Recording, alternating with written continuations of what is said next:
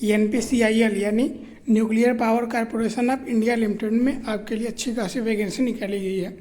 अगर आपने डिप्लोमा किया हुआ है, ITI किया हुआ है या फिर नॉन इंजीनियरिंग लाइक BSc किया हुआ है फिजिक्स से, अगर आपने नर्सिंग किया हुआ है, नर्सिंग किया हुआ है, तो आपके लिए इसमें अच्छी खासी वैकेंसी, अच्छी खासी पोस्ट पे और अच्छे खासे सैलरी पे रिक्रूटमेंट निकाला गया है। तो इसी के बारे में हम देखते हैं क्या क्या कैसे कैसे इसका पूरा प्रोसेस है। तो देख लीजिए, अगर आप हमारे चैनल पे नए हैं, चैनल को सब्सक्राइब कर लीजिएगा। और अगर आपने अभी तक हमारे सभी ग्रुप्स को ज्वाइन नहीं किया है तो ग्रुप्स को भी ज्वाइन कर लीजिएगा, ताकि कोई भी जॉब अपडेट हो वो आपको टाइम से पहले मिल जाए। तो पहले हम इसकी नोटिफिकेशन को देखेंगे। इसका नोटिफिकेशन अभी 15 तारीख को निकाला गया है और 16 जुलाई से इसका फॉर्म अप्लाई हो रहा है। 5 अगस्त तक इसका फॉर्म अप्लाई होगा। तो इसका देख लीजिए, अगर आपका प्रिपरेशन अच्छा खासा हो तो आप NPCIL में एक अच्छा खासा पोस्ट ले सकते हैं।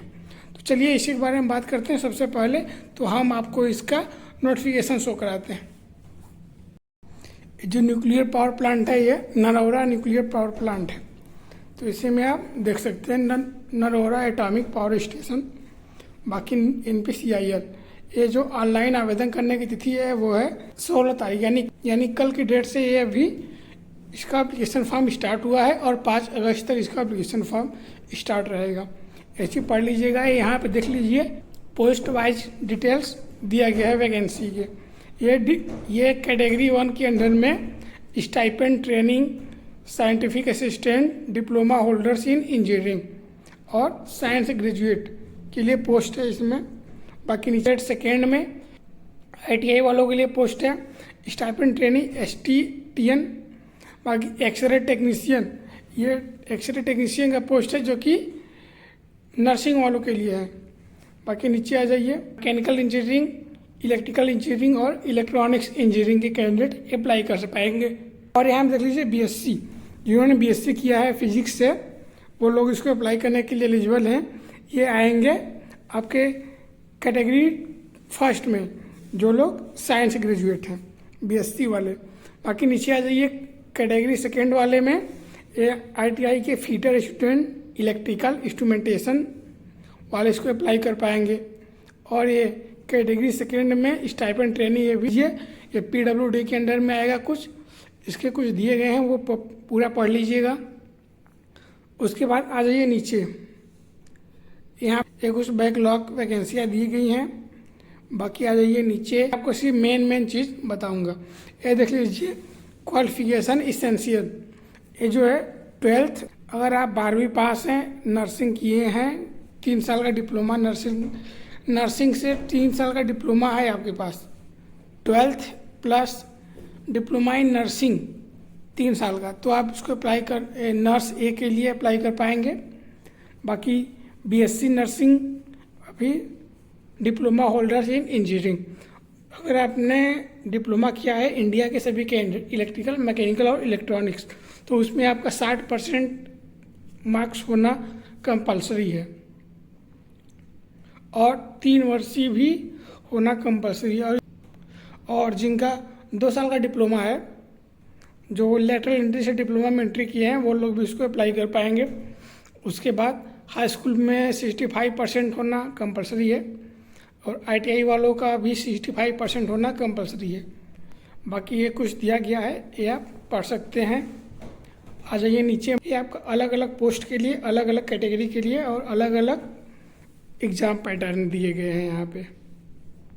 ये देख लीजिए, इसमें आपका 18 महीने का ट्रेनिंग चलेगा। ये जो कैटेगरी 1 का है, कैटेगरी 1 में मिनिमम आपकी हाइट जो है 160 सेंटीमीटर होना चाहिए और आपका वेट kg होनी चाहिए।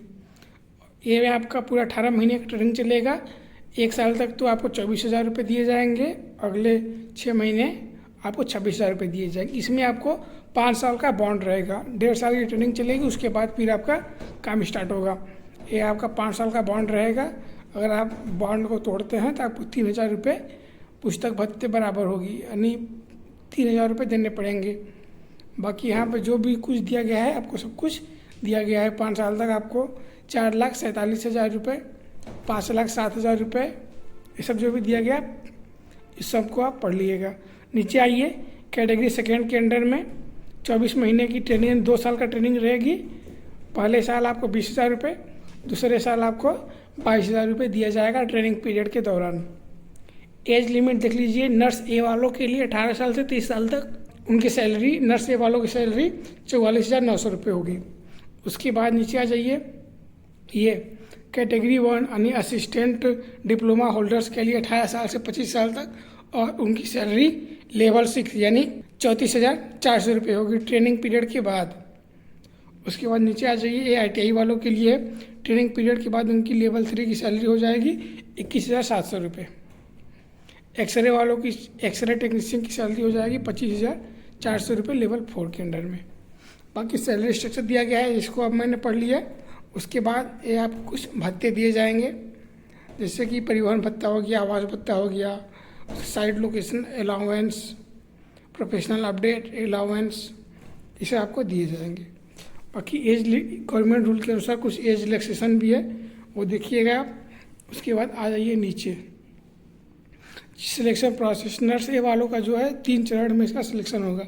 1 घंटे में आपको टेस्ट, प्रीलिम्स टेस्ट देना पड़ेगा, फिर सेकेंड वाले में आपको एडवांस टेस्ट देना पड़ेगा, फिर थर्ड वाले में आपको स्किल टेस्ट देना पड़ेगा। ये डिप्लोमा होल्डर्स के लिए 1.5 घंटे में 50 क्वेश्चन अटेंड करने रहेंगे। हर एक क्वेश्चन 2 मार्क्स के रहेंगे, इसमें आपका निगेटिव मार्किंग भी रहेगा। CBT बेस्ड एग्जाम होगा। फर्स्ट इसमें आपको CBT बेस्ड एग्जाम ही देना है, एक ही एग्ज़ाम देना है डिप्लोमा वालों को, और ITI वालों को 2 टेस्ट देना पड़ेगा, प्रीलिम्स टेस्ट और एडवांस टेस्ट। उसके बाद भी ये सब है, ये सब आप देख सकते हैं। सारा चीज़ पढ़ लीजिएगा। सिलेबस भी इसमें कवर किया गया है, सिलेबस भी दिया गया है अच्छे से। डिप्लोमा वालों का जो है BSc डिप्लोमा और BSc का सेम दिया गया है। 50 क्वेश्चन रहेंगे, 90 मिनट में आपको अटेंड करने रहेंगे। 90 मिनट में 50 क्वेश्चन, जिसमें से कैटेगरी वाइज सामान्य वर्ग के लिए 40% वर्क लाना जरूरी है, और जो SC ST वाले हैं उनका 30% लाना ज़रूरी है। बाकी ये सब पूरा पढ़ लीजिएगा। प्रोफेशनल इंटरव्यू में क्या क्या पूछा जाएगा वो सब चीज़ अच्छे से सारा चीज़ मेंशन किया गया है। मैथ, साइंस और जनरल अवेयरनेस के क्वेश्चन भी इसमें रहेंगे।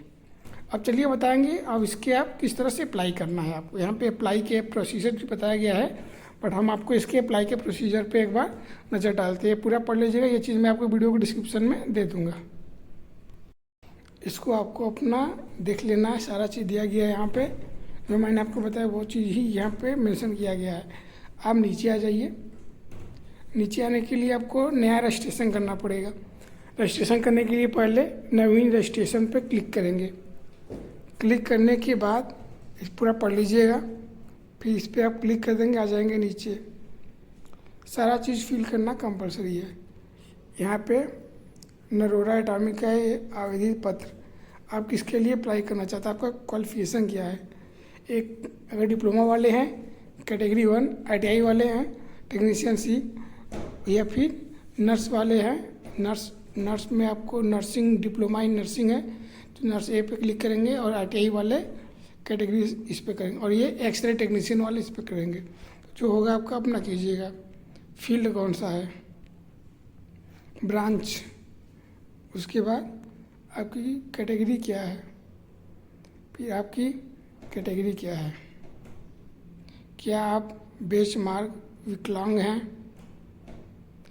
इसको कर दीजिएगा नो, विकलांग नहीं है आप। उसके बाद आपका सब कैटेगरी क्या है, उसके बाद आपका पर्सनल डिटेल देना है। यहाँ पे आपको पर्सनल डिटेल में अपना सारा चीज़, आपका पहला नाम, आपका जेंडर, नेशनलिटी, फिर date of birth, Aadhaar card number, क्या आप NPCIL में कार्यरत कर्मचारी हैं, क्या आप NPCIL में काम कर रहे हैं, नो। आपको आय में छूट, क्या आप पूर्व में सैनिक हैं या क्या आप पहले सैनिक रह चुके हैं, इसको भी नो कर दीजिएगा। क्या आपने NPCIL में पहले कॉन्ट्रैक्ट बेस पे काम किया है, इसको भी नो कर दीजिएगा। उसके बाद पंजीकरण, फिर आपका यहाँ पे एक यूज़र नेम देना है। 520 अक्षर का कोई भी आप एक यूज़र नेम देख सकते हैं। पासवर्ड, ईमेल, फिर कन्फर्म पासवर्ड, मोबाइल नंबर डाल के कैप्चा को डाल के इसको रजिस्ट्रेशन कर लेंगे। रजिस्ट्रेशन करने के बाद आपको क्या करना है, आप आएंगे बैक।